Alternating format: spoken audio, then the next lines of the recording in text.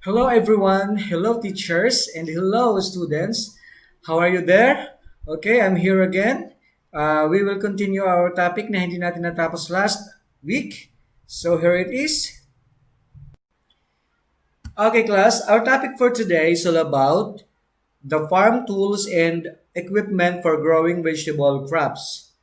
Okay, I know class, you are wondering why farm tools and equipment again, our topic for today. Hindi siya natapos, no? Nadagdagan naman po yan ng growing vegetable crops. Ibig sabihin yan, hindi lang po mga farm tools or equipment ang pag-aaralan natin dito. Meron din po tayong dyan yung direct and indirect and the sexual methods of planting kasama po sa growing vegetable crops. And of course, included din dito yung distance, depth, and rate of planting. Okay, let's start with the tools used in clearing the land for planting. Yung mga tools na gagamitin natin yan.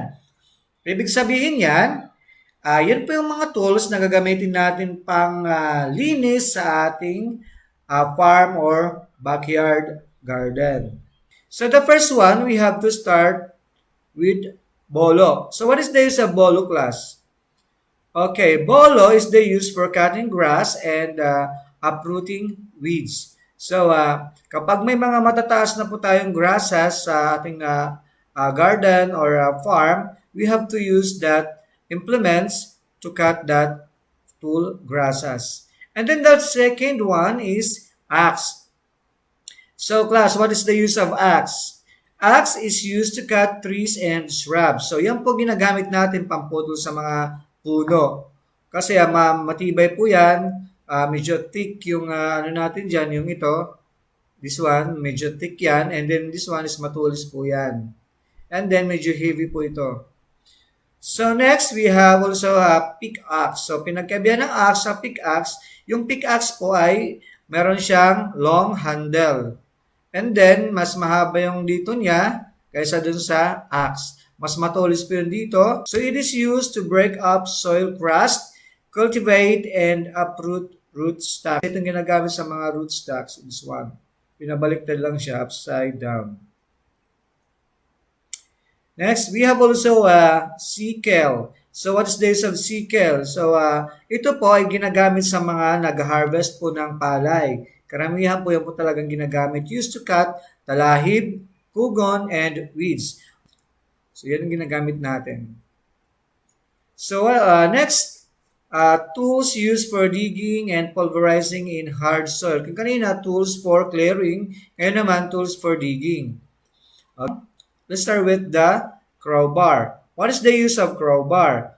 Crowbar used for digging in hard soil. Ayan. Kung napapansin nyo siya, masyado siyang solid na bakal. And in this one, ito pang ginagamit natin. Tinatanggal tayong matigas na bato or roots. Ito po yung ipang sasabit natin doon at bigla po natin i-force.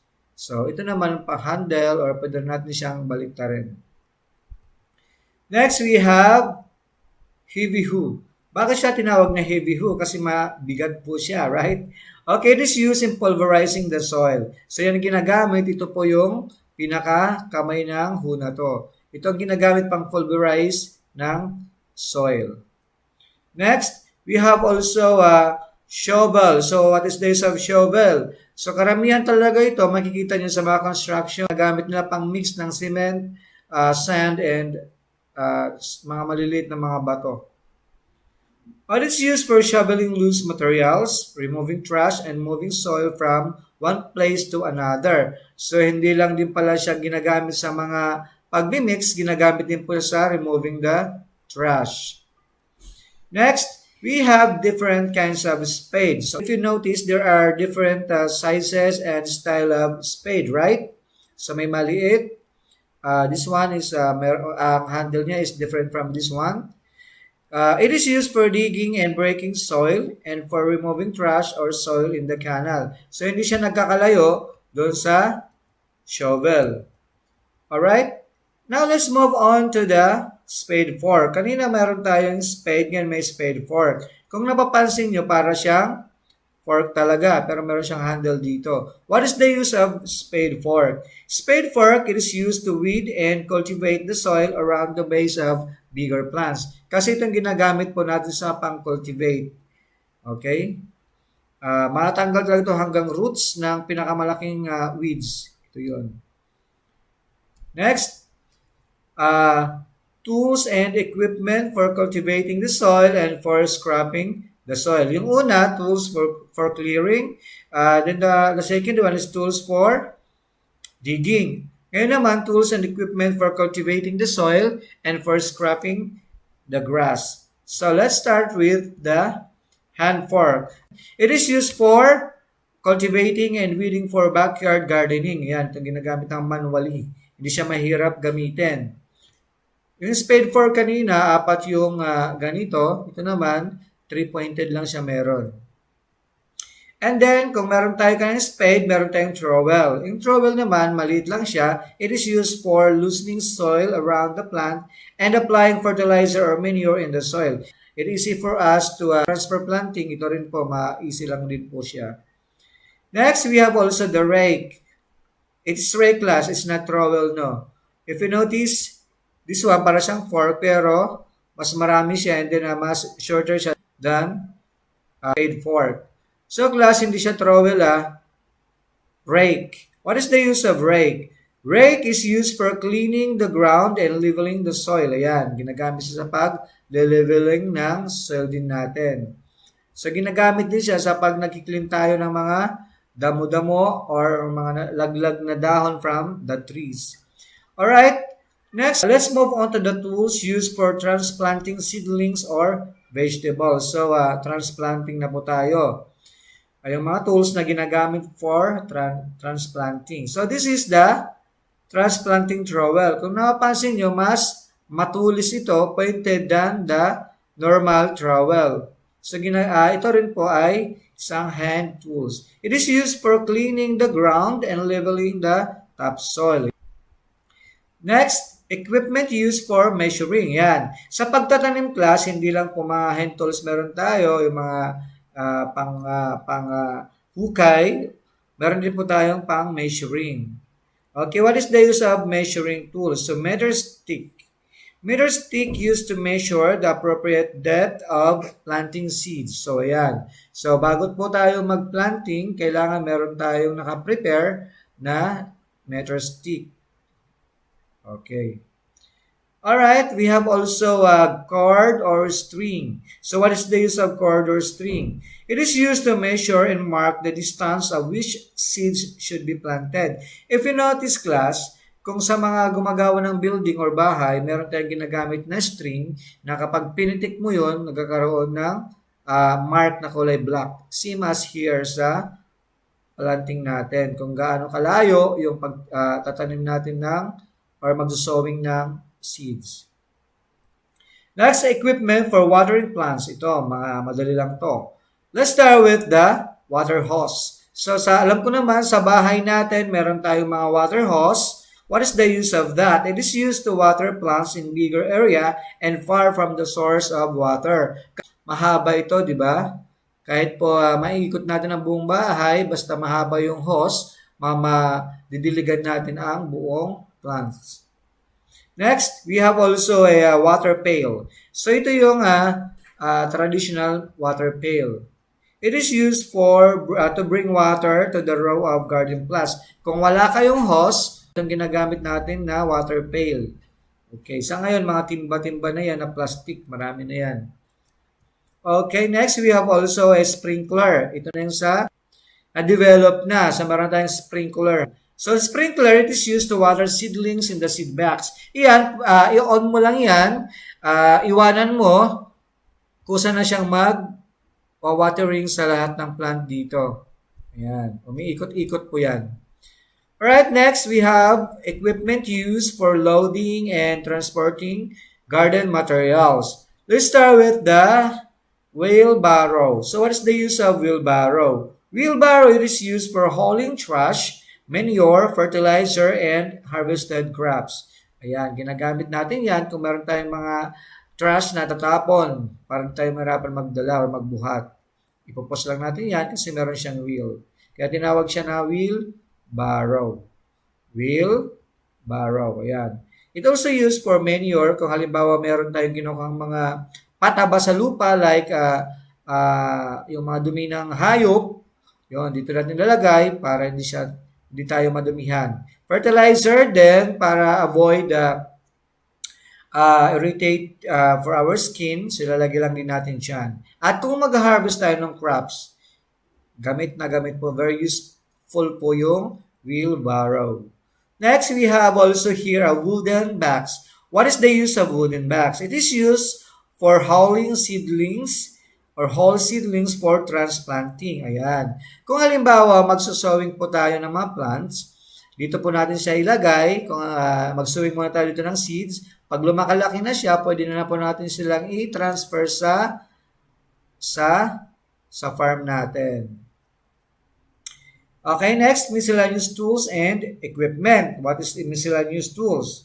Okay, let's start with the hammer. So what is the use of hammer? Hammer, it is used to make and repair seed boxes. Tulad kanina. Paano tayo makakabuo ng seed boxes kung walang hammer? It is also used with if we are going to make a garden. So ito yun, gagawin nating mga pukpok sa nails. Alright, next we have also a pliers. So what's the use of pliers? Pliers ba ginagamit pang tanggal ng buhok sa sa ilong mo? It's just joking. Okay. Pliers, it is used to repair the tools. So kung may mga puputulin po tayong alambre, ito po yon. Ayan. Alright, next we have also a sieve. What is the use of sieve? Ito po yung ginagamit for sifting the soil medium. Kung halimbawa yung soil natin ay medyo makapal, para maging pino po siya, hindi siya maging hindi siya maging makapal, we have to use sieve. Usually makikita natin to sa mga construction. Kasi ito pong ginagamit lang pang sifting ng soil or ng sand. Okay, now let's move on to the methods of planting. So, methods of planting, we have direct method, we have also indirect method, and we have asexual method. So, what are these class? Let's start with the direct method.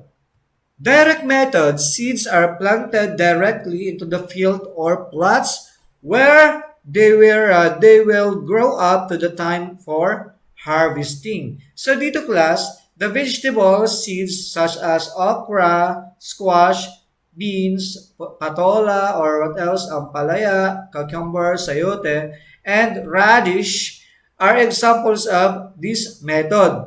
This is usually done when plants have large seeds. So ito po yung ginagamit, yung mga large seeds po ginagamit natin sa direct method.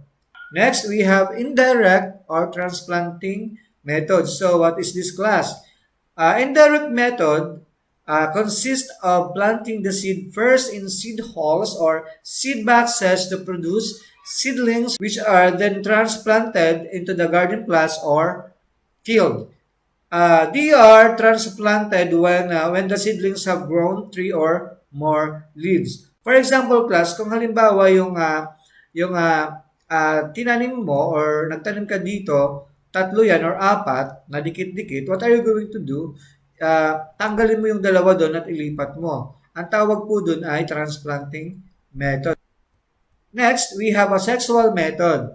Okay, a sexual method where parts of plants commonly used are cuttings, stems, runners, or roots, and tubers. So ito po, kapag sinabi po natin asexual, it is cuttings are pieces of stem placed under suitable conditions which will produce new plants.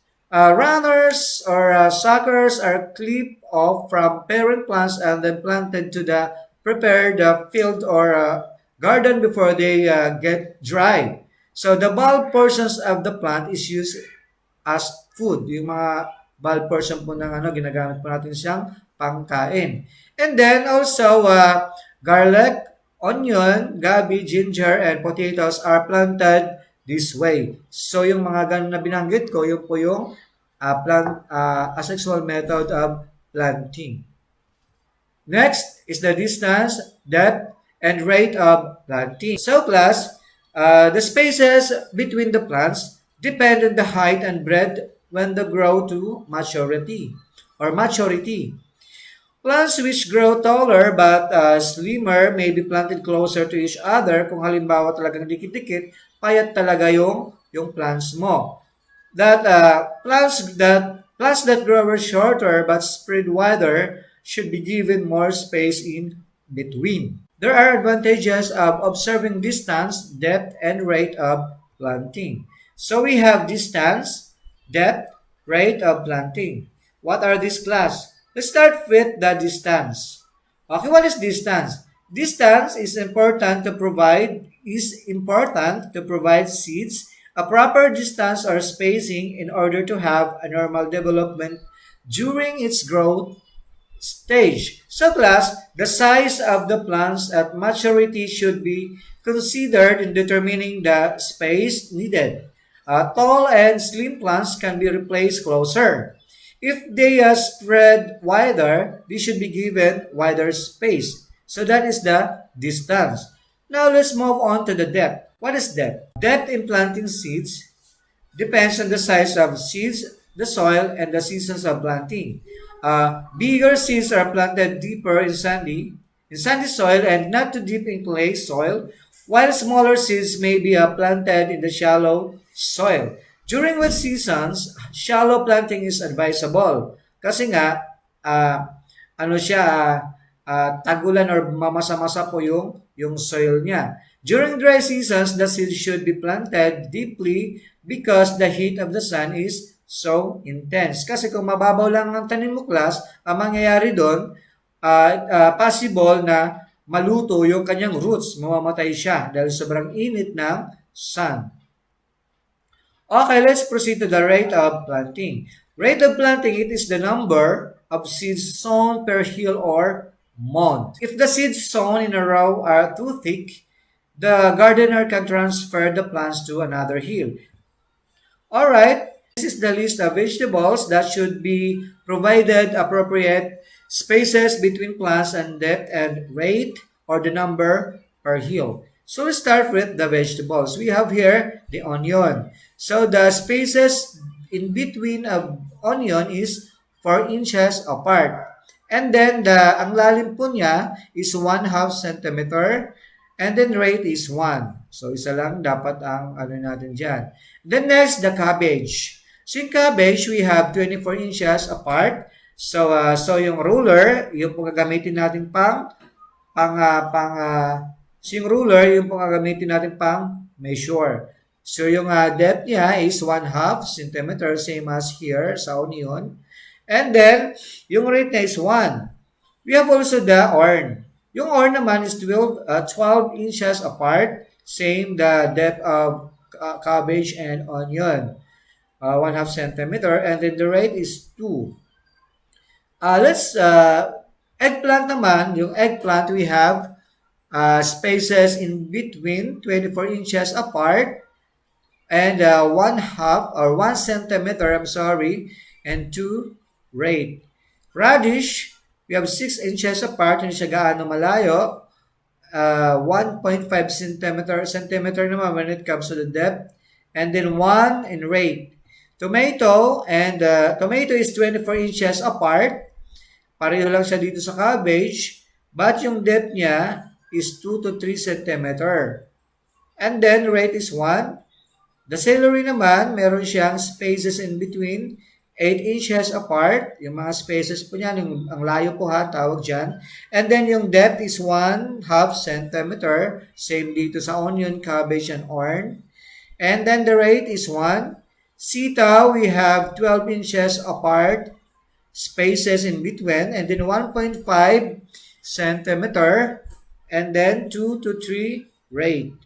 Pechay, we have 24 inches apart, and then 1/2 centimeter and 1 rate. Squash, spaces in between is 10 inches apart, And then same here, 1/2 centimeter and 1 to 2 ray. Okay, now let's move on to the proper selections of seeds. Okay, the use of high quality seeds results in the high productivity. Okay, because high quality seeds have high percentage of germinations, right? Correct moisture content and are free from weeds, seed, pests and diseases, and of course, and other physical impurities. They should come from plants with uniform heading and characteristics known as varietal purity. So the good source of seeds class is the healthy standing crops. Seeds should be true to a good name. Here are some tips on how to properly select seeds. The first one, pick only mature fruits or nearly mature fruits for seedlings. So, wag kang pipili ng young pa or bata pang fruits or mga fruits na gagawin natin pang seedlings. Okay, next we have to collect seeds only from healthy, vigorous trees with good form and growth. So, yun ang kukunin natin. Dapat healthy yung fruits na pagkukuhaanan natin ng seeds. Next, all right. Avoid picking from isolated, naturally cross-pollinating species because they are of low viability. Ngayon, kung kukuha ka po ng mga ng mga seeds from the trees na alam na nating talagang isolated na siya, hindi magiging maayos hindi magiging maganda yung adaptation ng plant natin kasi galing sa isolated plants. So, kailangan healthy plants ang kuhaanan natin. Ang healthy plants yung dapat natin pagkuhaan ng seeds. Alright, wash and dry seeds covered with pulp or with fruit juice. Very important yan. So, pag nahugasan na natin yung seeds na yan, we have to dry it. I-ano po natin siya, ibibilad sa araw, and then tatakpan po natin siya ng pulp ng fruits.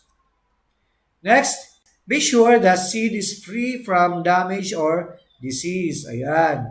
Yung po ang iwasan natin. Kapag tayo ay magtatanim, piliin na po natin or we have to select the good quality of seeds. Okay, dry good seeds quickly under the sun. Kapag dinadry po natin siya under the sun, dapat wag masyadong matagal. Quick lang siya. Alright, next, light and worthless seeds should be separated from good seeds by winnowing. Ayan, kailangan ipaghiwalay po natin yung mga medyo light pa na seeds at yung mga medyo hinog na siya or pwede natin maitanim. Okay, there are characteristics of good seeds. The first one, good seeds are fully mature. Yan, you have to remember that one. Dapat wag tayo magsasowing ng seeds na hindi pa siya mature kasi hindi siya tutubo. Okay, next, good seeds should be viable. That is very important, class. Dapat viable po yung seeds na gagamitin natin pang tatanim para tumubo siya ng maayos and healthy. Good seeds should be of true type. Ayan, dapat yung good quality ng seeds yung makukuha natin. Huwag tayong kumuha ng seeds na galing sa mga isolated plants. Alright, next, the good seeds should be clean, free from weed seeds, seed po yan, and then dirt and other foreign matters. So, ibig sabihin nito, dapat yung seed na ginamit natin ay healthy po siya, wala po siyang damage or wala po siyang ibig sabihin po nito, yung seed po na gagamitin natin o itatanim, wala po siyang damage at saka good quality po siya or and healthy seed. Next, good seeds should be free from seed disease. Ay, yan, seeds dapat daw should be free. Ibig sabihin yan, naka-treatment po yung seed natin, healthy po siya. Alright, good seeds should be suitable to local condition. Okay, These are varieties of seeds that grow and germinate well at appropriate seasons in practically all parts of the country. Okay. Next, right, testing the seeds. Okay. What is the testing the seeds? We have visual inspections, water treatment, and germination test. Yung kanina sinasabi ko, yan po yung sinasabi ko kanina doon sa number 6 na sa good seeds daw should be suitable to local conditions kasi naka-germinate po siya. Alright, let's start with the visual inspection. Visual inspection, it is to make sure the cleanliness of the seed lot. Check its composition. So, paano? Next is the visual inspection. Kapag sinabing visual inspection, is to make sure the cleanliness of the seed lot. Scoop out a handful from a well-mixed seed lot. Remove the immature, broken, undersized, shriveled disease with fungus or fungal stains, and of course infected with holes or partly eaten by insects, seeds, shaft stones, soil, and others. What are you going to do? Note the remaining pure seed fraction left. And then, in case there is a large portion of impurities, you have to clean the seed lot first before storing or planting. Okay? Next, water treatment. Water treatment is soak the seeds in tap water until all the seeds are thoroughly wet. This may take a few minutes to a day. Take out floating seeds and retain the sinkers, of course, very important yan. And then, defective ones often float while those that sink are often of better quality. However, those species, even if viable, are natural floaters because of their compositions or the nature of their seed coat. Next is the germination test. It is the most reliable method of determining seed variability is seed germination. So what does it mean, class? When we say germination, is the sprouting or the start of growth of the seed. The result will serve as a guide in determining planting density or need for pretreatment. Count normal seeding after 1 to 3 weeks. So, 1 to 3 weeks po yung counting natin siya pagdating sa germination. Okay, there are other ways of germination test are the following. So, let's start with the ragdoll method. Next, we have also dish method. And then we have seed bags method. Alright, let's start with the rag method. Ano po yung rag method? Rag method is the simplest and most practical way of testing seeds. So, this one, you have to place the seed in row on a piece of cloth. Kung napapansin nyo po ito. Ito po. Ayan. Nilagay po natin siya sa piece of cloth. Okay. And then, roll to form a rag doll. Place the rag doll on the tray for a week. Moisten the rag doll every day. So after a week, observe the sprout and determine the percentage of seed germination using germination test. Alright, next we have dish method. Ano po yung dish method? Dish method, it is to line the dish with a moistened tissue paper and place a number of seeds. Cover with another sheet of moistened tissue paper. So, ibig sabihin, itong dish method, gagamit tayo ng tissue. Okay? So, dito, we have to allow the seeds to germinate for several days. 1 to 2 weeks yan dyan. Again, 1 to 2 weeks when it comes to the dish method. Okay? And then, we have to observe and moisten the cover tissue paper every day until they germinate. Determine the percentage of germination using germination test. So, lagi natin silang i-determine, no? Alright, last, we have the seed bags method. What is the seed bags method? You have to take seeds at random from the bulk of seeds. We have to cover the seeds with within a layer of soil and then moisten the seed box every day until germination takes place. And okay, lahat ng mga sinabi kong ways of germination test, lagi po natin tatandaan, lagi nating i-determine yung percentage ng germination. Okay class, hanggang dito po muna tayo. Our next topic po is all about the percentage of germination naman po ang kukunin natin doon. Yung percentage of germination and then preparing the soil for planting. So, that is for our next topic. Okay, good day class and God bless.